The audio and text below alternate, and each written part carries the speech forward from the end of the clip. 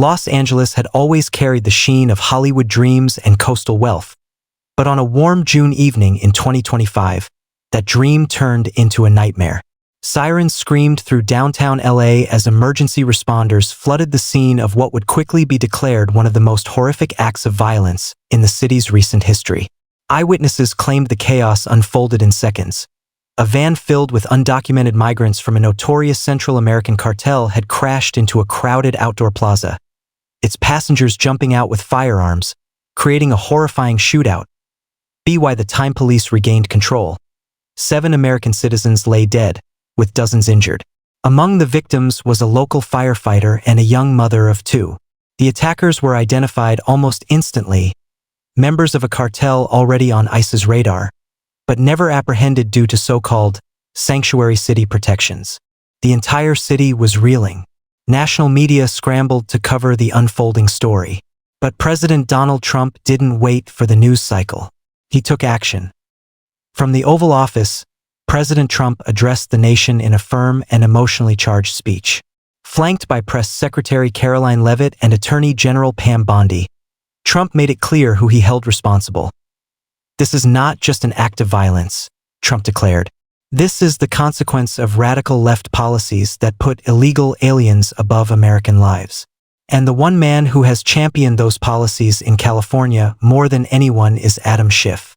Adam Schiff, once a mere congressman, now a sitting U.S. senator, had long fought against Trump's border security agenda.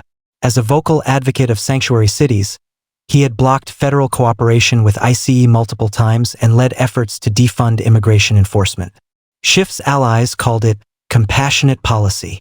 Trump had a different name for it: treasonous negligence. Behind closed doors, the Trump administration was mobilizing a political and legal takedown like no other. What was coming next would send shockwaves through Washington. Just hours after the LA tragedy, President Trump convened a high-level emergency meeting in the White House Situation Room. Vice President J.D. Vance, Secretary of Homeland Security Tom Homan, Attorney General Pam Bondi, and top intelligence advisors were in attendance. The president's directive was simple. "We're going to expose Schiff's hand in this disaster, and we're going to bury him politically." What began as a rapid policy response transformed into something far more aggressive: a legal and political war plan with Adam Schiff at the center. Pam Bondi stepped forward first. With her characteristic legal firepower, she outlined the administration's plan to pursue Schiff's links to nonprofit organizations suspected of funneling support to undocumented immigrants and, indirectly, to criminal networks.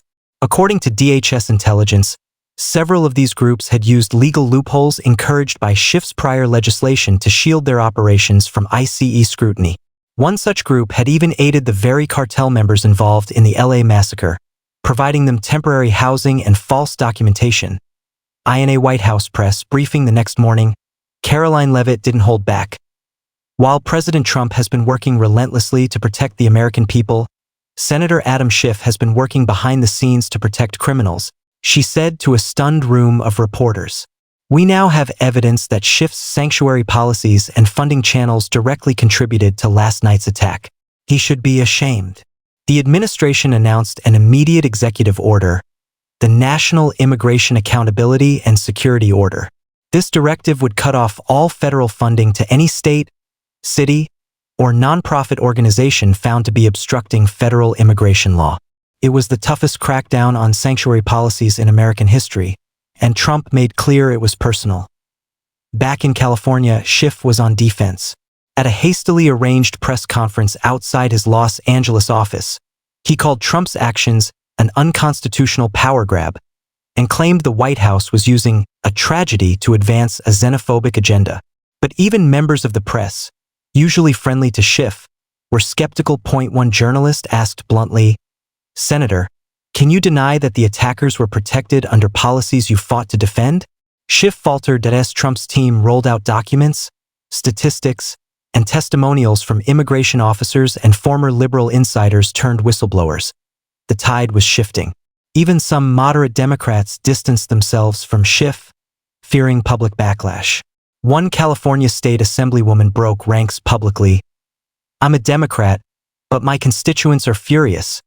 They want accountability, and they want it now. The political temperature was rising fast. Trump's base was electrified. His critics were scrambling. The pressure was on, and Schiff was feeling it in real time. But Trump wasn't done yet. Next came the bombshell announcement that shook Capitol Hill. By the next evening, the national narrative had pivoted dramatically. What had begun as a tragic local incident was now a political maelstrom, with President Trump steering the storm in a televised primetime address carried by every major network. Trump leaned forward at the resolute desk, his voice calm but cutting. For years, Adam Schiff has shielded criminals under the guise of compassion. That ends now. As president, I am formally requesting the Senate open a full inquiry into Schiff's conduct, funding networks, and his role in undermining our immigration law enforcement. Enough is enough. This was unprecedented. While Schiff held office in the Senate, Trump was using every ounce of executive influence to rally public and political pressure for accountability. Hours after Trump's speech, his allies in the Senate, led by Senator Josh Hawley and Senator Tom Cotton, filed a motion to initiate a select committee tasked with investigating Schiff's connections to organizations that had knowingly harbored or facilitated illegal entry for high-risk individuals. The news cycle exploded. Conservative commentators like Tucker Carlson and Laura Ingraham hailed it as the reckoning, while liberal pundits accused Trump of using the tragedy to target political enemies. But in Middle America, in swing counties from Michigan to Nevada, the polls told a different story. Voter confidence in Trump's leadership had surged by 8 points overnight, while Schiff's approval rating in his own state was plummeting. Schiff attempted to mount a counteroffensive, claiming Trump was engaged in a fascist purge. But his rhetoric rang hollow amid newly surfaced whistleblower documents that showed Schiff had met privately with directors of several refugee assistance nonprofits. These same nonprofits were now accused of funneling money, some of it taxpayer-funded, to groups connected to human smuggling operations across the southern border. Even CNN couldn't ignore the implications. One of their anchors reluctantly admitted during a broadcast, "If these documents are real, Senator Schiff has a lot to answer for." As the Senate inquiry gained bipartisan attention, Trump made another surprise move. He called upon U.S. Attorney General Pam Bondi to appoint a special immigration crimes prosecutor, granting her sweeping authority to investigate not just Schiff, but any official tied to policy failures that endangered American lives. The administration's slogan changed overnight: American lives first, zero tolerance for political negligence. Protests erupted in Los Angeles and San Francisco, with progressive groups chanting, "Hands off Schiff," but the turnout was smaller than anticipated, and notably absent were the moderates who had once stood shoulder to shoulder with Schiff on immigration reform. Meanwhile, J.D. Vance, vice president and former Ohio senator, took to the road. His town halls in the Midwest were packed. Vance, a father himself, delivered an emotionally charged message in Indiana. 7 Americans are dead because a man in Washington wanted to play hero to the world while ignoring the cries of his own citizens. That's not leadership. That's betrayal. The inquiry into Adam Schiff was no longer just a legal battle. It was turning into a cultural referendum on what kind of country Americans wanted to live in, one where leaders protect borders, or one where ideology outweighs safety. And just when it seemed the political firestorm had reached its peak, another revelation dropped, this one too explosive to ignore. Early the next morning, a classified intelligence leak dropped like a bombshell, courtesy of an anonymous whistleblower within the Department of Homeland Security. The documents were obtained by a small but reputable investigative outfit based out of Texas.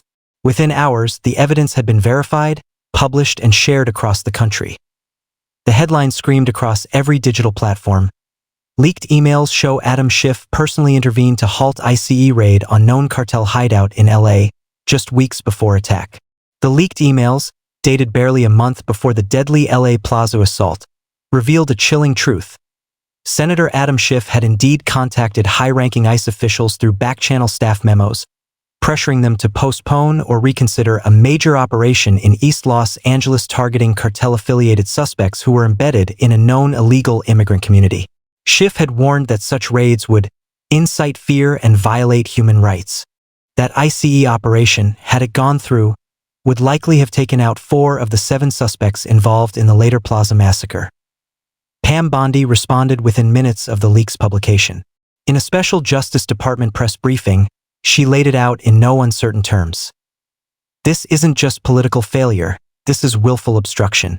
Senator Schiff personally interfered with a federal law enforcement operation and, in doing so, allowed dangerous foreign nationals to walk freely in our country. We will be issuing subpoenas. We will not let this go unpunished. The American public was stunned. Even many Democrats went silent. On Capitol Hill, pressure built rapidly. A small coalition of centrist senators began whispering about censure, or even pushing Schiff to step down from his Senate Intelligence Committee seat. At the same time, President Trump's political instincts kicked in. He saw an opening, and he took it in a rally held in Bakersfield, California. Not far from the epicenter of Schiff's district, Trump took the stage to thunderous cheers from a crowd of over 30,000. American flags waved as chants of America First echoed through the night. Trump leaned into the microphone. Adam Schiff didn't just ignore the warning signs. He blocked them. He blocked our ICE heroes. He tied the hands of patriots. And people died because of it. Now I ask you, should someone like that be sitting in the United States Senate? The crowd erupted. And oh, that's what I thought, Trump said with a wry smile. So here's what we're going to do. He paused for dramatic effect. I am officially endorsing the launch of a Senate expulsion resolution. Adam Schiff must be removed. Immediately, the declaration drew roars across the nation. Trump's allies in the Senate were already on the move. Hawley, Cotton, Blackburn, and even one or two Democrats sensing the winds had shifted. The resolution wasn't symbolic. It was real, and the support behind it was growing by the hour. The story had moved far beyond the Plaza shooting. It was now about the future of political accountability in America. And in a final blow that nobody saw coming, Schiff's own constituents turned against him. Protesters gathered outside his LA office, but they weren't MAGA hats. They were everyday families, parents, veterans, grieving neighbors, holding signs that read, "Where were you when our families died? We wanted protection, not politics." Schiff had spent years branding himself as the moral voice of progressivism. But now, even those who once cheered him saw through the curtain. And the final act of the story, the fallout, was about to begin as the days following the explosive revelations wore on. The U.S. political climate became electric, charged with outrage, disbelief, and a thirst for accountability in Washington. The Senate chamber buzzed with whispers of expulsion. The Trump administration's strategy had worked. Instead of a prolonged media war, they'd taken the legal and procedural path, arming it with solid facts and letting public outrage do the rest. By now, over a dozen senators, including several Democrats from battleground states, were either backing or strongly considering the expulsion resolution.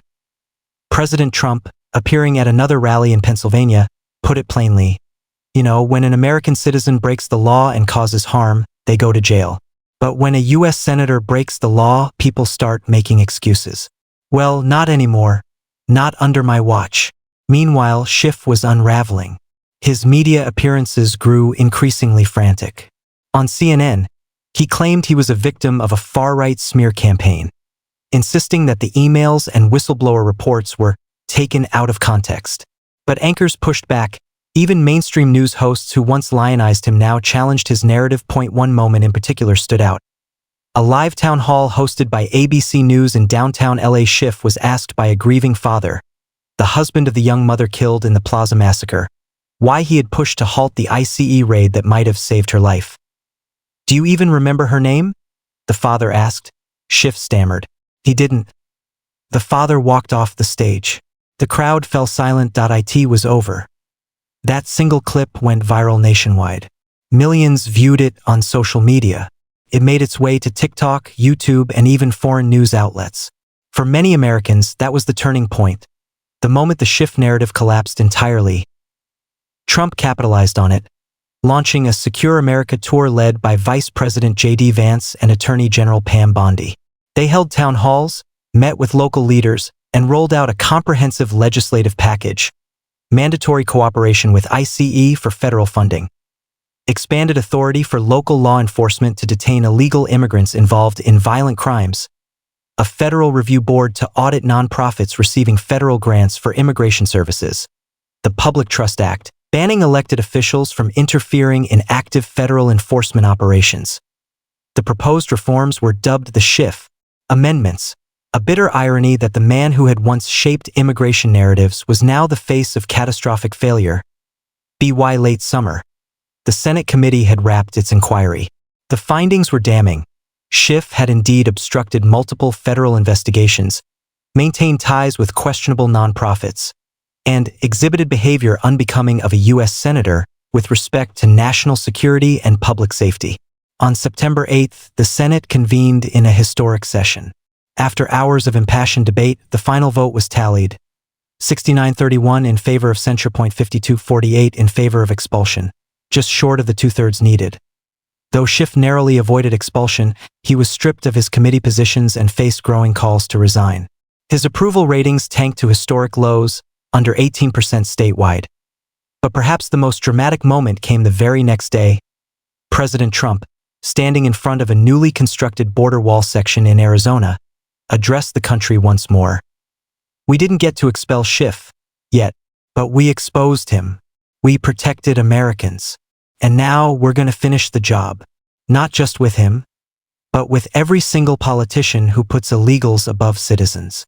The crowd roared. In homes across the country, Americans who had once doubted Trump's intensity now nodded in agreement. The message had landed. Loud, clear, final. Schiff had underestimated Trump's resilience and the nation's demand for safety. And in doing so, he became the symbol of what happens when political ambition blinds moral responsibility. The storm was over, but its aftermath would define the next generation of American politics.